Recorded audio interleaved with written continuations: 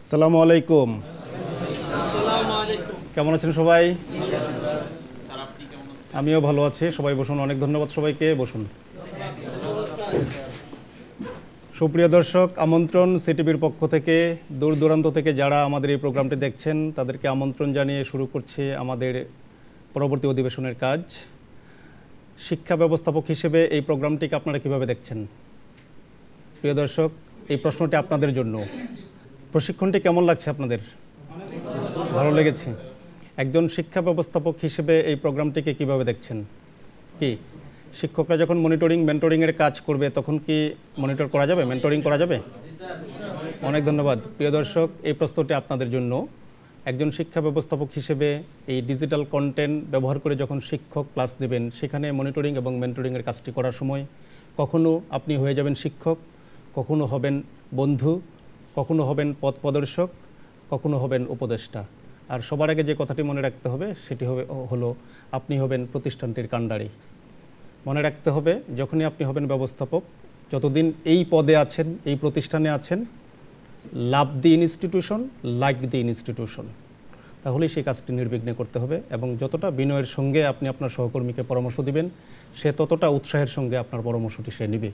সুতরাং এগুলো মাথায় রেখেই কিন্তু আমরা আমাদের মনিটরিং মেন্টরিংয়ের কাজটি করব। তাহলে চলুন শুরু করা যাক আমাদের পরবর্তী সেশনের কাজ। দেখে নেই কি আছে আমাদের জন্য এই সেশনটিতে। প্রজেক্ট 3, অর্থাৎ পাওয়ার পয়েন্টে ছবি সংযুক্ত করা এবং তার টাইটেল ক্যাপশন দেয়া। ঠিক তার পর আমরা আমাদের যে সেশনগুলো হলো তার র্যাপ আপ করবো। আপনাদের সবার ল্যাপটপ এবং যে ফোল্ডারটি নিয়ে আমরা কাজ শুরু করেছিলাম, ডেস্কটপে প্রত্যেকেরই নিজের নামে একটি ফোল্ডার আছে, যেটি আমরা বিগত সেশনে তৈরি করেছিলাম এবং কিছু কাজও আমরা সেখানে করেছিলাম। এগুলো সব ঠিকঠাক মতো আছে তো? ওকে, তাহলে চলুন আমার সঙ্গে। সবাই মনিটরগুলো আমরা একটু ডাউন করব। প্রথম কাজটি দেখব, দেন সময় দেওয়া হবে আপনাদেরকে, আপনারা তখন কাজটি করবেন। ঠিক আছে? অর্থাৎ আমাদের ইনস্ট্রাকশনে ছিল সর্বশেষ দেখি শুনি তারপর করি। সুতরাং এখন আমরা দেখব কাজটি ভালো করে, দেন সময় দিব আপনাদেরকে। সময়ে আপনারা আপনাদের কাজটি করে আমাকে আবার দেখাবেন। ঠিক আছে?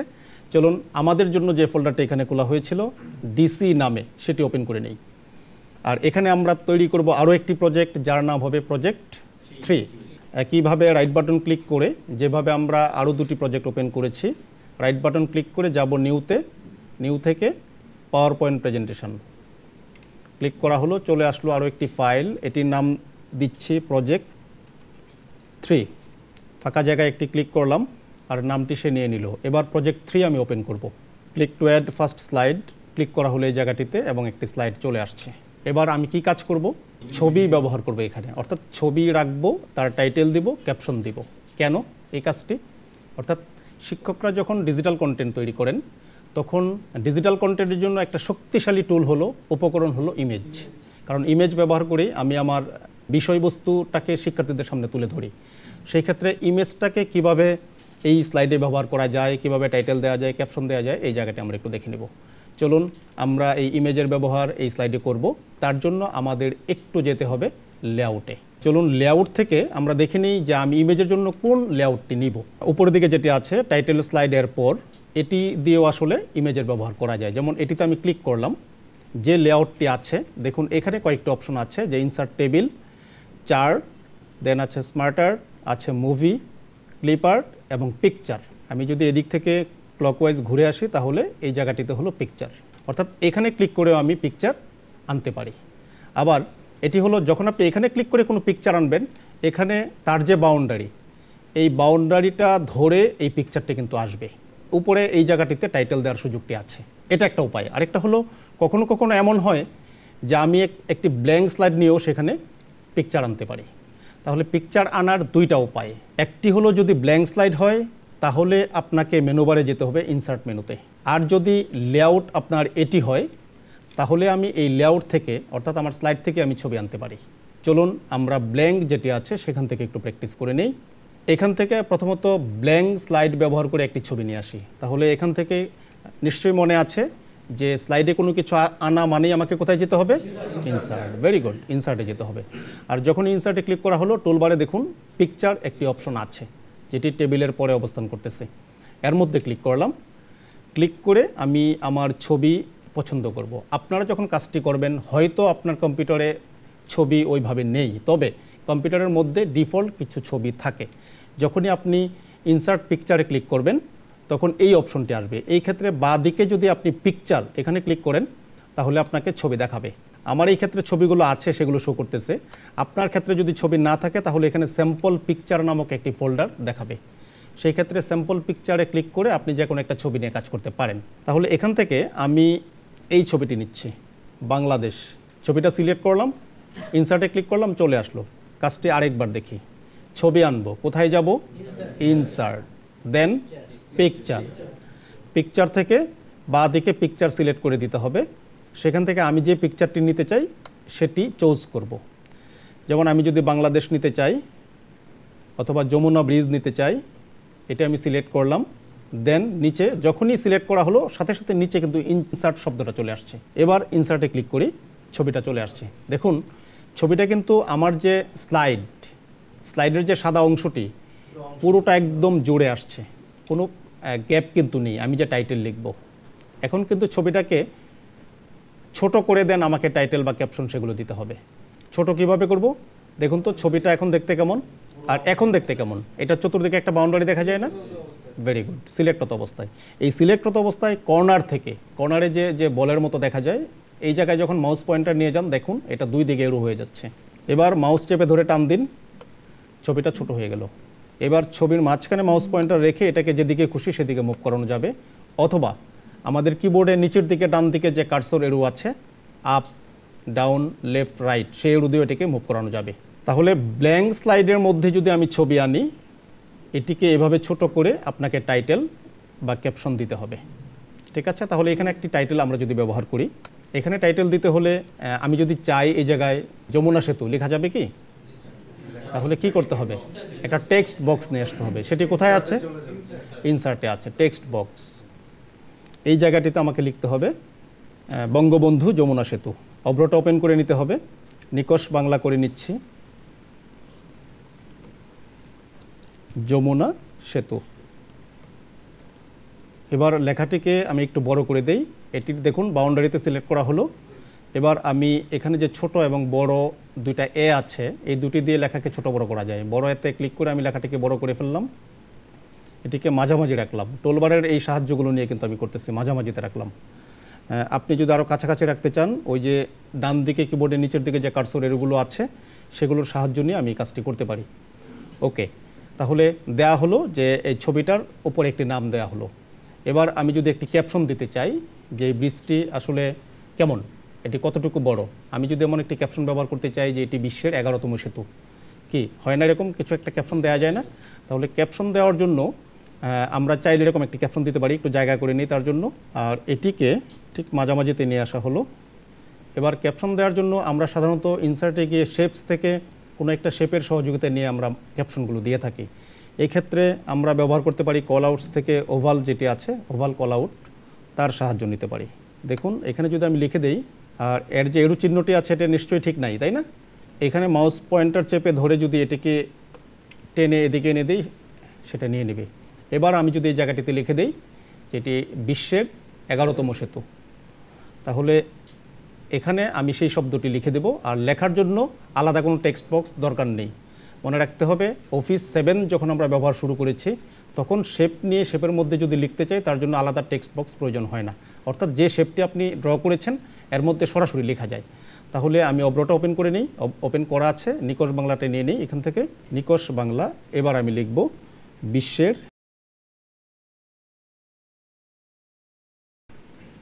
11তম। যদি চান লেখাটিকে একটু বড় করতে করে দিন। এমন যদি আপনার কাছে মনে হয় যে এই শেপের যে ব্যাকগ্রাউন্ড কালার সেটি ঠিক নেই, সেটি আমি আরও লাইট দিতে চাই, এর মধ্যে ডাবল ক্লিক করি, অথবা ফরম্যাট টুলবারটি মেনুটি আমি ওপেন করে এই টুলের সহযোগিতা নিয়ে আমি এখান থেকে লেআউট থেকে এটিকে আমি হালকা একটি কালার ঠিক করে দিলাম। আপনি চাইলে এটিকে আরও কোনো ইফেক্ট যদি দিতে চান সেই সুযোগও এখানে আছে। পরবর্তীতে এই শেপ নিয়ে আমরা একটা সেশন করব, সেখানে শেপের যে কারুকাজ সেগুলো আমরা দেখব, এবং শেপ দিয়ে যে আসলে আপনার কল্পনার যে কোনো চিত্র তৈরি করা যায় সেটাও আমরা একটা সেশনে দেখব।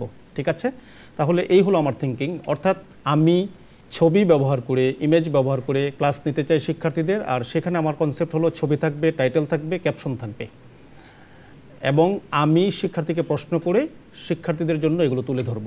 তাহলে উপায়টা কি? আমি এটুকু করলাম। এবার আমি ক্লাসে যাব। ক্লাসে গিয়ে শিক্ষার্থীদেরকে বলবো যে তোমরা এই ছবিটা দেখো, বলো তো এই ছবিটার নাম কি? ওরা বলবে যে এটা বঙ্গবন্ধু যমুনা সেতু। এটা কততম সেতু বিশ্বের? 11তম সেতু। কিন্তু লেখাগুলো যদি এখানে থেকে থাকে তাহলে কি শিক্ষার্থীকে প্রশ্নগুলো করা যাবে? সেটা কি সায়েন্টিফিক হবে? সেটা কি শিক্ষা বিজ্ঞানসম্মত হবে না? তাহলে কি করতে হবে আমাকে? তাহলে আমার কথার সাথে মিল রেখে আগে ছবিটা দেখাতে হবে, প্রশ্ন করতে হবে, যখন চাইবো আমি তখন টাইটেল আসবে, আবার যখন চাইবো আমি তখন ক্যাপশনটা আসবে। আর সেই কাজটি করতে হলে আমাকে যেতে হবে অ্যানিমেশনে। তার আগে এই জায়গাটি খুব ভালো করে খেয়াল করবেন, আমি যাকে অ্যানিমেশন দিব তাকে সিলেক্ট করতে হবে। অর্থাৎ অবজেক্ট সিলেক্ট করা হলো যাকে অ্যানিমেশন দেবো। আমি প্রথম কি চাই? প্রথম ছবিটা চাই, তারপর টাইটেল চাই, তারপর ক্যাপশন চাই। তাহলে যেটি আমি আগে চাই তাকে আগে অ্যানিমেশন দিতে হবে। এটিকে সিলেক্ট করা হলো। এবার মেনুবার থেকে অ্যানিমেশন।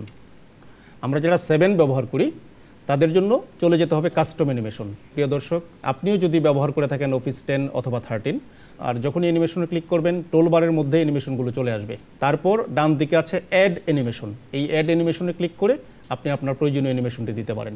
আর আমরা যারা 7 ব্যবহার করব আমাদের জন্য অ্যানিমেশন, দেন কাস্টম অ্যানিমেশন। যখনই কাস্টম অ্যানিমেশনে ক্লিক করব ডান দিকে এই অপশনটি আসবে, আর এখান থেকে আমরা অ্যানিমেশনগুলো দিয়ে থাকি। দেখুন আমার ছবিটি কিন্তু সিলেক্ট অবস্থায় আছে। Animation, custom animation. এবার চলে যাব অ্যাড ইফেক্ট। এখান থেকে দেখুন যে 4 ধরনের অ্যানিমেশন আছে: এন্ট্রেন্স, এমফাসাইজ, এক্সিট এবং মোশন পার। আমি কি চাই? ছবিটি কি স্লাইডে প্রবেশ করবে নাকি স্লাইড থেকে বের হয়ে যাবে? কি চাই? প্রবেশ করবে।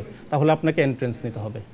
আর যখন এন্ট্রেন্সে যাব এখানে অনেকগুলো অপশন আছে যেগুলো আমি রিসেন্টলি ব্যবহার করেছি। আপনি যদি না এগুলো আমার পছন্দ না, আমি আরও চাই, তাহলে মোর ইফেক্ট এখানে ক্লিক করে আপনি এন্ট্রেন্সের যতগুলো অপশন আছে, অর্থাৎ যতগুলো ইফেক্ট আছে সবগুলো আপনি দেখতে পাবেন।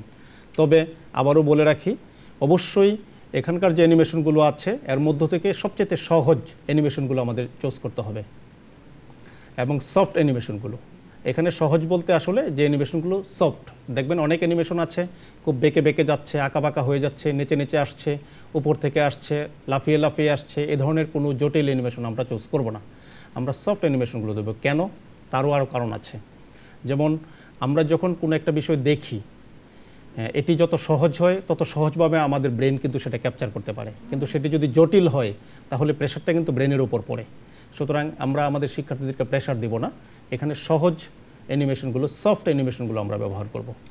সেই ক্ষেত্রে বক্স হতে পারে, এগুলো simple animation. Diamond simple animation. এখান থেকে চুজ করে করে আপনি নিতে পারেন। আমরা ডায়মন্ডটা চুজ করলাম। এবার ওকে। দেখুন এখানে আরও কয়েকটা অপশন আছে, যে স্টার্ট অন ক্লিক। যখন আপনি ক্লিক করবেন স্টার্ট হবে, ডাইরেকশন ইন অর্থাৎ প্রবেশ করবে এটি, আর স্পিড দেওয়া আছে মিডিয়াম। আপনি যদি স্পিড বাড়িয়ে দিতে চান এখান থেকে বাড়িয়ে দিতে পারেন, ফাস্ট করে দিতে পারেন, সময়টা কম নিবে সে। তাহলে একটা অ্যানিমেশন দেওয়া হলো। এরপর আমি যেটি চাই, টাইটেল চাই। এবার টাইটেল সিলেক্ট করা হলো। আর অ্যানিমেশন, কাস্টম অ্যানিমেশন তো করাই আছে, আমি শুধু অ্যাড ইফেক্টে চলে যাব। অ্যাড ইফেক্টে যাওয়া হলো, এন্ট্রেন্স, এবং এখান থেকে দেখুন আমি যেহেতু একটু আগে ডায়মন্ড ব্যবহার করেছি, এটি এখন কিন্তু উপরে আছে। এবার এই জায়গাটিতে ক্লিক করলেই হবে। দেখুন নিয়ে নিল। তারপর চাই আমি ক্যাপশন, সিলেক্ট করা হলো। দেন অ্যানিমেশন, কাস্টম অ্যানিমেশন কিন্তু করাই আছে, আমি চলে যাব অ্যাড ইফেক্ট। অ্যাড ইফেক্ট থেকে এন্ট্রেন্স এবং সেখান থেকে ডায়মন্ড, অর্থাৎ যে অ্যানিমেশনটি আমি এখানে দিতে চাই। তাহলে এসেছে। তো অ্যানিমেশনগুলো দেওয়ার পর আমি যদি চাই এখন প্রিভিউ করে দেখতে, অবশ্যই স্লাইড শো করে আমরা এটা দেখে নেব। স্লাইড শো করে দেখে নেওয়া হলো। স্লাইড শো যখন করা হলো, দেখুন এবার টাইটেল, ক্যাপশন, ছবি একটাও নাই। অর্থাৎ আমি কিন্তু এবার আমার চাহিদা মতো এগুলো আনতে পারবো, শিক্ষার্থীকে প্রশ্ন করতে পারবো। এবার আমি প্রশ্ন করতে পারি, শিক্ষার্থী বন্ধুরা তোমরা একটা ছবি দেখো, এবং প্রশ্ন করতে পারি যে ছবিটা দেখে এটা কোন সেতু বলো তো তোমরা? হ্যাঁ, তোমরা ঠিকই বলেছো, এটা আসলে বঙ্গবন্ধু যমুনা সেতু। অর্থাৎ আমি শিক্ষার্থীকে প্রশ্ন করার এই সুযোগগুলো তৈরি হলো। তারপর আমি যদি প্রশ্ন করি যে এটা বিশ্বের কততম সেতু, তোমরা কি জানো? চলে আসলো। অর্থাৎ এই হলো কনসেপ্ট। অর্থাৎ ইমেজ দেখিয়ে শিক্ষার্থীকে প্রশ্ন করতে হবে, শিক্ষার্থীরা উত্তর করবে, তারপর প্রয়োজনীয় শিক্ষক সেই উত্তরগুলো দেখিয়ে দেবেন। তাহলে ইমেজ এবং অ্যানিমেশন ব্যবহার করার সময় আমাদের কিন্তু এই সতর্কতাগুলো অবলম্বন করতে হবে, আমরা যেন জটিল কোনো অ্যানিমেশন সেখানে ব্যবহার না করি। আর ইমেজ ব্যবহার করার সময়ও কিছু নিয়ম আমাদের মেনে চলতে হয়, সেটি আমরা পরবর্তী সেশনে দেখব যে ইমেজ কোন ধরনের ইমেজগুলো ব্যবহার করব সেগুলো। ঠিক আছে, আরেকটা জায়গায় একটু আপনাদেরকে নক করব, সেটি হলো আমরা এখানে ইমেজ ব্যবহার করেছি, একটি ব্ল্যাঙ্ক স্লাইড নিয়ে সেখানে ইমেজ এনেছি, টাইটেল ক্যাপশন দিয়েছি, অ্যানিমেশন দিয়েছি। ব্ল্যাঙ্ক স্লাইড ছাড়া এই কাজটি আমরা অন্য লেআউট নিয়েও করতে পারি, যেমন এই লেআউট নিয়ে করতে পারি। সরাসরি এখানে ক্লিক করে যদি ছবিটা নিয়ে আসি, এই জায়গাটি শুধু একটু দেখিয়ে রাখবো আপনাদেরকে। এবার দেখুন সেতুটা কিন্তু ছোট হয়ে আসছে, অর্থাৎ উপরে টাইটেল লেখার জায়গা কিন্তু আমাকে করে দিয়েছে। এবার আপনি ছবিটাকে যদি একদিক করে এখানে ক্যাপশন দেন, শেপ থেকে ওটা এনে, তাহলে এটা একটা উপায়, অর্থাৎ লেআউটের বিষয়টি দেখাচ্ছি। আরেকটা হলো লেআউট থেকে আপনি যদি এই টু কন্টেন্টে যান, অর্থাৎ এখানে আপনি দুইটি ছবি আনতে পারবেন। যেমন প্রথমটি আনলাম এভাবে, একটি হলো বাংলাদেশ ম্যাপ, দেখুন, আরেকটি হলো যমুনা সেতু। অর্থাৎ আমি যেটি এখন আপনাদেরকে দেখাতে চাচ্ছি সেটা হলো লেআউট থেকে যে সুবিধাগুলো আমরা নিতে পারি। একটা ছবি নিয়ে কাজ করলে এটি, দুটি ছবি নিয়ে কাজ করলে এটি, তাহলে এইভাবে আমরা করতে পারি। এছাড়াও আরও কিছু লেআউট আছে, যখন যেটি প্রয়োজন সেটি আপনি ব্যবহার করতে পারেন। আবার আপনি যদি এই কম্পারিজন এই লেআউটটি নেন, তাহলে দুইটা ছবি নিতে পারবেন, উপরে একটা টাইটেল দিতে পারবেন, আবার সাবটাইটেলও দিতে পারবেন, সেই সুযোগগুলো কিন্তু আছে। অর্থাৎ আপনার ইমেজ, আপনি একটা স্লাইডে কয়টা ইমেজ ব্যবহার করবেন তার উপর ডিপেন্ড করে আপনি লেআউটও চুজ করতে পারেন। আবার সব কিছু বাদ দিয়ে আপনি ব্ল্যাঙ্ক নিয়েও কাজ করতে পারেন, যেমনটি আমরা প্রথম স্লাইডে করলাম। ঠিক আছে, তাহলে এই সুযোগগুলো আমরা প্রয়োজনে নিব। কেমন লেগেছে আপনাদের সেশনটি? এবার সময় দিতে চাই আপনাদেরকে, সময় 10 মিনিট। আপনারা এমন একটি স্লাইড তৈরি করবেন যেটি এইমাত্র করা হলো।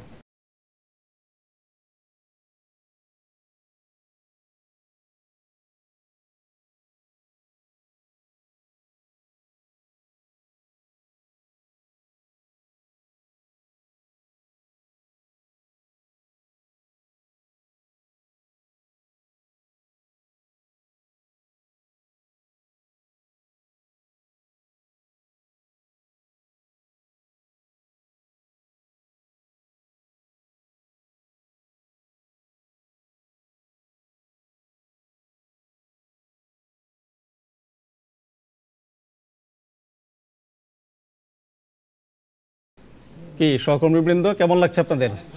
আমি ঘুরে ঘুরে যেটা দেখলাম যে সবাই খুব ভালোভাবে এই ছবি আনার কাজ, টাইটেল, ক্যাপশন এবং অ্যানিমেশন দেওয়া, এই কাজগুলো আপনারা খুব সুন্দরভাবে করেছেন। আমাদের সময় হলো এই সেশনটি শেষ করার আগে আমাদের একটু কাজ আছে।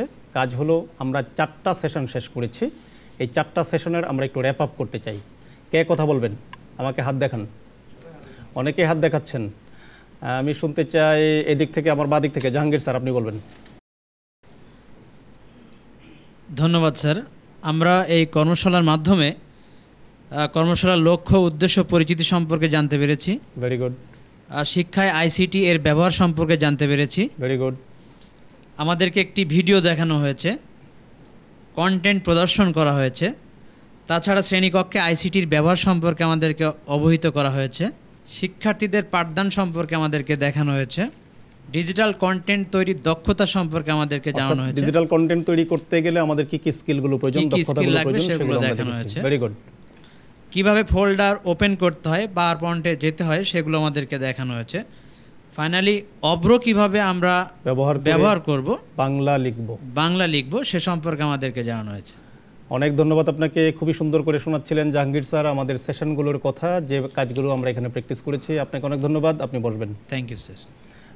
একজন আমাদের এই সেশনটিতে 2জন ফিমেল পার্টিসিপেন্ট আছেন, তাদের কাছ থেকে শুনতে চাই এই সেশনগুলোর কথা। কে বলবেন? 2জনে যে কোনো একজন। হ্যাঁ, রোশন আপা, আপনার কাছ থেকে শুনতে চাই। ধন্যবাদ স্যার। আমরা এই সেশন থেকে অনেক উপকৃত হয়েছি। আমার বিশ্বাস আমরা ছাড়াও এই প্রোগ্রাম যারা দেখছেন তারাও অনেক উপকৃত হচ্ছেন। তো স্যার, এখানে আমরা স্যার যা যা বলেছেন এর বাহিরে আমরা অ্যানিমেশন কিভাবে ব্যবহার করতে পারি সেটা শিখেছি। এছাড়া আমরা পিকচার কিভাবে আনবো, আমাদের ইমেজ, আমাদের কন্টেন্ট তৈরি করার জন্য ইমেজ অত্যন্ত গুরুত্বপূর্ণ একটা ভূমিকা রাখে। সেজন্য আমরা কিভাবে পিকচার আনবো সেটা আমরা ইনসার্টের মাধ্যমে সেটা শিখতে পেরেছি। অনেক ধন্যবাদ আপা আপনাকে। আমাদের 2জন সহকর্মী জাহাঙ্গীর স্যার এবং রোশন আপা শোনাচ্ছিলেন আমাদের সেশনগুলোর কথা। হ্যাঁ, রোশনাপা যেমন করে বলছিলেন যে আমাদের দর্শকদের কথা, যেমনটি যে আমরা যেভাবে উপকৃত হব, আমাদের দর্শক যারা আমাদের সাথে আছেন তারা উপকৃত হবেন। হ্যাঁ রোশনাপা, আপনার সঙ্গে সুর মিলিয়ে আমিও দর্শকদের উদ্দেশ্যে বলতে চাই, দর্শক এই সেশনগুলো আমাদের কেমন লেগেছে আপনাদের? নিশ্চয়ই ভালো, এবং আমাদের প্রত্যাশাও তাই। তো এখান থেকে এই বিষয়গুলো নিয়ে আপনারা উপকৃত হবেন এই প্রত্যাশা আমরা করি। আর যদি আপনারা একটু উপকৃত হন তাহলে সিটিভির এই পরিশ্রম সার্থক হবে। পরবর্তী অধিবেশন দেখবেন এই আমন্ত্রণ জানিয়ে শেষ করছি আমাদের এই সেশনটি। আল্লাহ হাফেজ।